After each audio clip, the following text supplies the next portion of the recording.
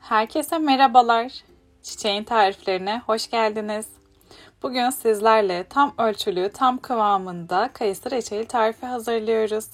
Tüm püf noktalarıyla anlattığım kayısı reçeli tarifine geçmeden kanalıma abone olursanız çok sevinirim. İlk olarak kayısı reçeli hangi kayısı ile yapılır onu anlatarak başlamak istiyorum. Iğdır kayısısı ya da şekerpare kayısı kullanarak kayısı reçelini hazırlıyoruz. Sofralık kayısı olarak adlandırdığımız kayısı kullanarak reçel yaparsanız eğer sofralık kayısı pişerken dağılacağı için güzel bir reçel görüntüsü elde edemezsiniz.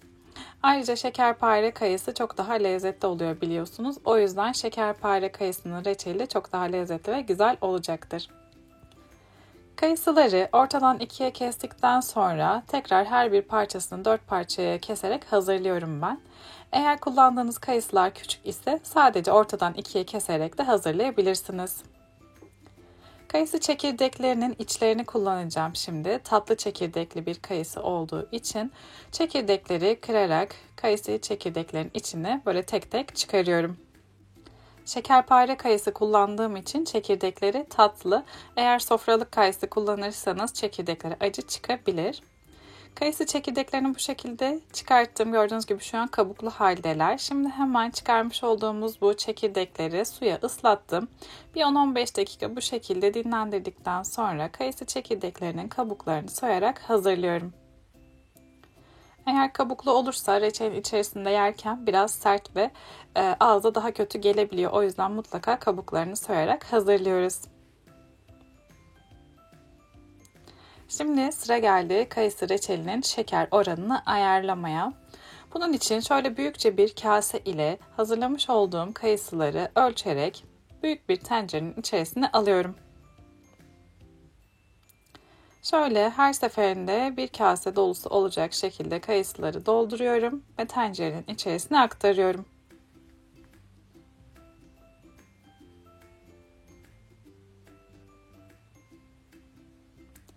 Toplamda 4 dolu kase kayısıyı tencerenin içerisine koyduktan sonra şimdi üzerinden aynı kase ile 2 kase toz şeker ekliyorum. Yani 2 kase kayısıya 1 kase şeker olacak şekilde oranlamış oluyoruz.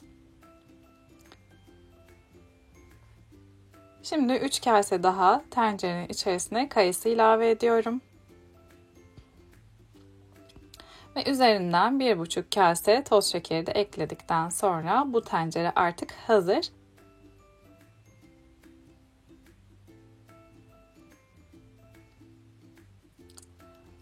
Az bir miktar kayısı kaldı. Onu da küçük bir tencerenin içerisine aldım. Yine aynı şekilde üzerinden toz şekeri gezdiriyorum.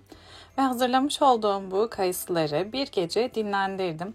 Hiç su ilavesi yapmadım. Kayısılar kendi suyunu tamamen salmış gördüğünüz gibi ve şekerler de erimiş vaziyette. Böylelikle susuz kayısı reçeli hazırlayacağız. Kendi suyuyla ve kendi lezzetiyle olduğu için çok daha güzel olacak.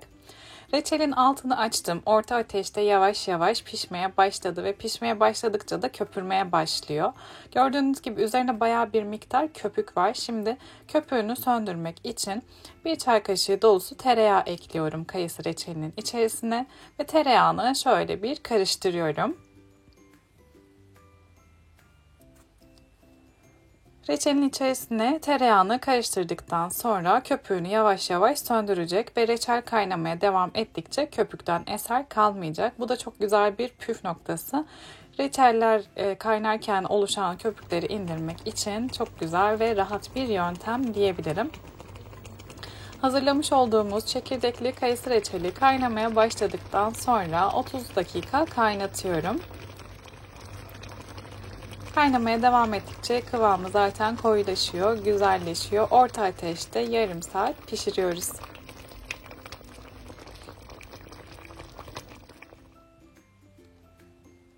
Kayısı reçelini ocaktan almadan önce hazırlamış olduğumuz çekirdekleri şimdi içerisine ekledim.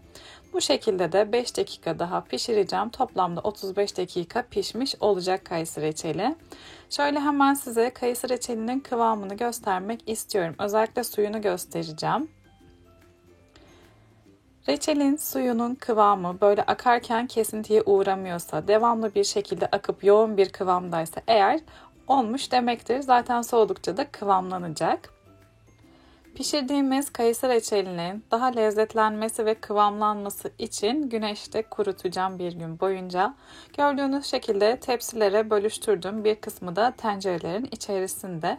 Gün içerisinde ara ara karıştırarak kayısı reçelinin güneşte güzelce kurumasını ve kıvamlanmasını sağlıyoruz. Mutlaka böyle her seferinde iyice her yerini karıştırın ki eşit oranda yoğunlaşsın ve lezzetlensin kayısı reçeli. Güneşte kurutulmuş kayısı reçelinin kıvamı çok daha güzel ve koyu bir şekilde oluyor. Lezzetine ise doyamayacaksınız gerçekten. Güneşte kurutulmuş çekirdekli kayısı reçeli tarifimizin sonuna geldik. Kıvamı tam kıvamında, tam ölçülü kayısı reçeli hazırlamak isterseniz eğer verdiğim bu ölçülerle rahatlıkla hazırlayabilirsiniz.